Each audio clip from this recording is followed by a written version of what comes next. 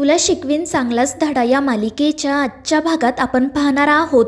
ओंकार झाडापाठीमागे लपून अक्षरा आणि शिवानीचं बोलणं ऐकत असतो आणि त्यावेळी अचानक त्याचा फोन वाजतो. अक्षरा आजूबाजूला बघू लागते, त्यामुळे ओंकार घाबरून तेथून पळून जातो. तर अक्षरा नक्की कोणाचा फोन वाजत आहे हे बघण्यासाठी पुढे जाणार. इतक्यात शिवानी चक्कर आल्याचं नाटक करते, त्यामुळे अक्षरा तिला सावरते. तर शिवानी म्हणत असते की वहिनी प्लीज मला तुम्ही घरी घेऊन चला, मला खूप त्रास होत आहे.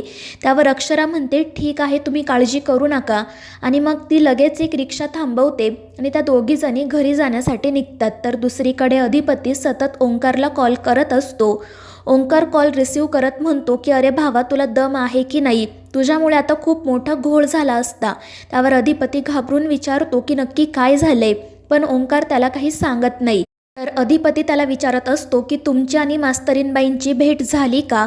त्यावर ओंकार सांगतो हो, शिवानी त्यांना घरी घेऊन गेली आहे. आणि ते ऐकून अधिपतीच्या जीवात जीव येतो. त्यानंतर तो ओंकारला म्हणतो की तू आता ताबडतोब फॅक्टरीमध्ये तिथे डिस्पॅचचा एक प्रॉब्लेम झाला आहे. त्यावर ओंकार विचारतो इतक्या रात्री फॅक्टरीत जाणं गरजेचं आहे का? त्यावर अधिपती म्हणतो हो, आज रात्री तू घरी जायचं नाही आहे आणि वहिनींचा किंवा मास्तरीनबाईंचा फोन आला तर तो घ्यायचा सुद्धा नाही, नाहीतर मास्तरीनबाईंना डाऊट यायचा. त्यावर ओंकार म्हणतो ठीक आहे आणि मग तो लगेच फॅक्टरीत जाण्यासाठी निघतो. दुसरीकडे अधिपतीसुद्धा तयार होऊन फॅक्टरीत जाण्यासाठी निघालेला असतो, पण दुर्गी त्याला थांबवते.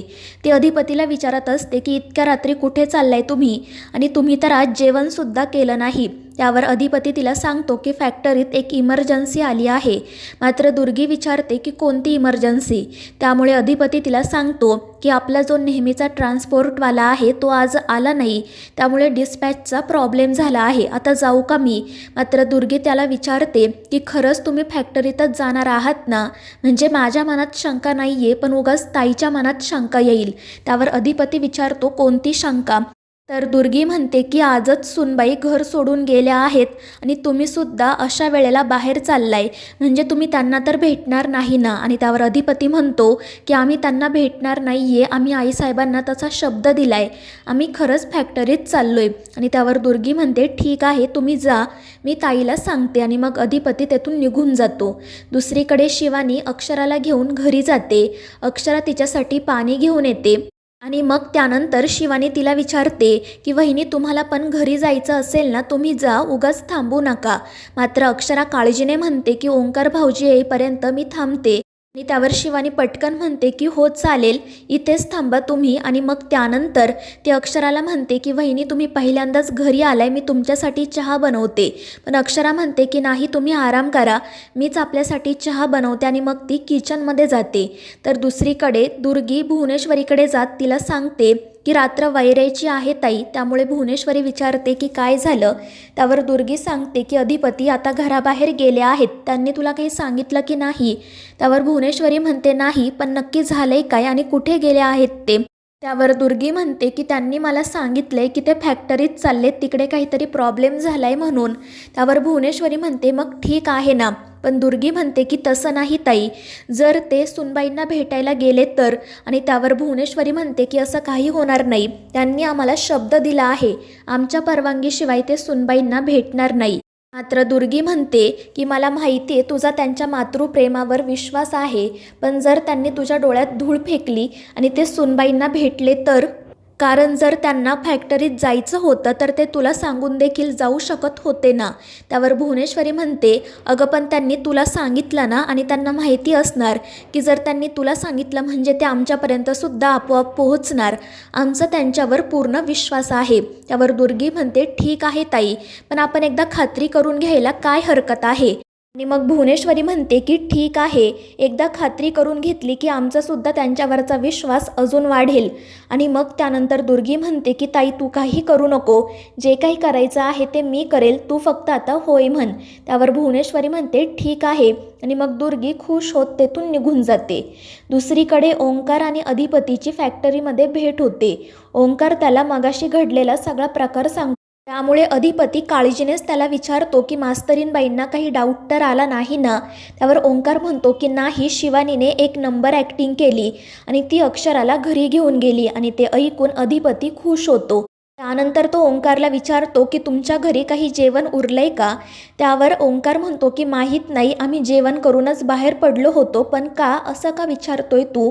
त्यावर अधिपती म्हणतो कारण मास्तरीणबाईंनी सकाळपासून काही खाल्लेलं नाही, त्यांना भूक लागली असेल आणि मग तो काहीतरी ऑर्डर करायचा विचार करतो.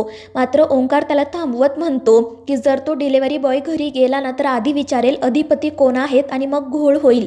त्यावर अधिपती घाबरून म्हणतो हो खरं आहे, आणि आता तर तू सुद्धा ऑर्डर करू शकत नाही, नाहीतर मास्तरीणबाईंना डाऊट येईल. आणि मग ओंकार म्हणतो की तू काळजी करू नको, आधी तू काही खाल्लं आहे की नाही ते सांग. त्यावर अधिपती म्हणतो की नाही, आधी मास्तरीणबाईंना जेवू दे, मग माझं बघूयात.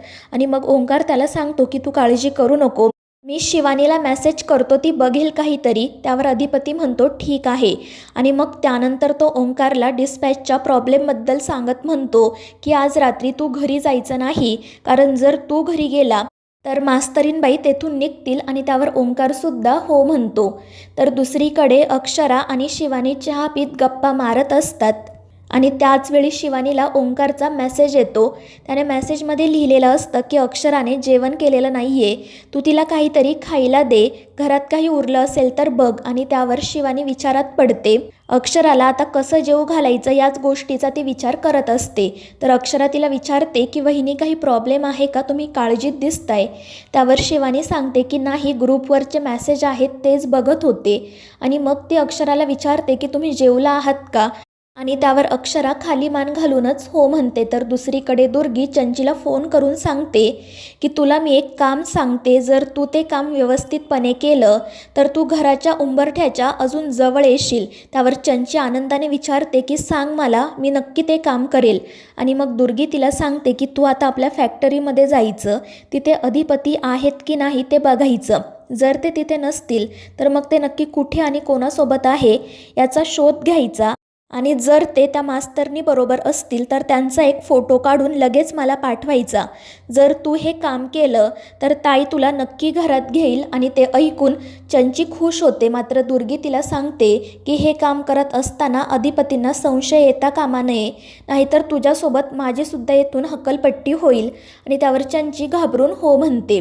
तर दुसरीकडे शिवानी अक्षराला विचारत असते की वहिनी काही स्वयंपाक उरला आहे का बघता का?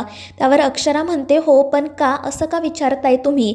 आणि त्यावर शिवानी तिला खोटंच सांगते की आज माझं व्रत होतं, ते व्रताचं जेवण आहे आणि ते संपवायला हवं, ते शिल्लक राहता कामा नये. मी बऱ्याच जणींना फोन केले पण सगळ्यांची जेवणं झाली आहेत.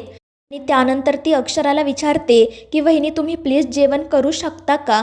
मात्र त्यावर अक्षरा काहीच उत्तर देत नाही. तर दुसरीकडे अधिपती आणि ओंकार फॅक्टरीच्या बाहेर येऊन बोलत असतात. तर चंची लपून त्या दोघांना बघत असते. आणि मग त्यानंतर ते दोघेजण पुन्हा फॅक्टरीमध्ये जातात. मात्र ओंकारचा मोबाईल एका गाडीवरच राहतो. तर मित्रांनो, या मालिकेच्या पुढील भागांच्या अपडेट्ससाठी आपल्या चॅनेलला सबस्क्राईब करा.